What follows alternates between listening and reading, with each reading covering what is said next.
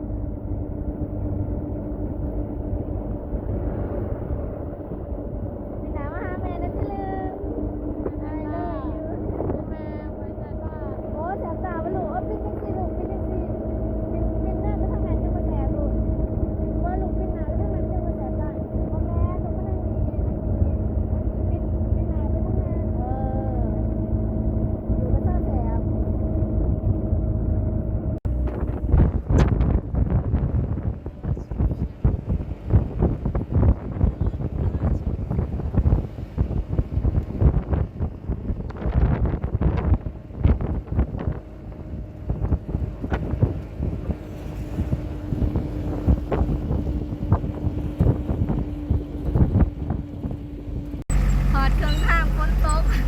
การเดินทางแล้ว หอดเด้อเงินลูกค้าเดี๋ยวเครื่องลงบนลูกแล้วเมื่อเดี๋ยวไม่สึกขนมอีกกิน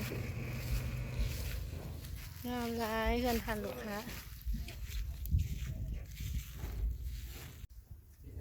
ปงลุงลุมก่อนนั่นก็ได้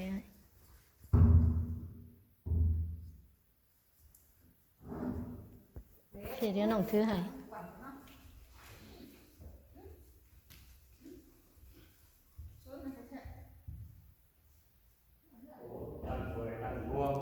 แม่นเฮ็ดกินเท่านางเฮ็ดกินเด้เนาะกินข้าวแบบโต๊ะกินข้าวนี่มันจะเบิด กินข้าวแบบว่าอันนะครอบครัวสำหรับตัวนี้มันกินข้าวแบบครอบครัวอยู่ในเงินครัวสิของมีของยาแม่นโอเคแล้วก็จัดข้าวแคบๆให้นี่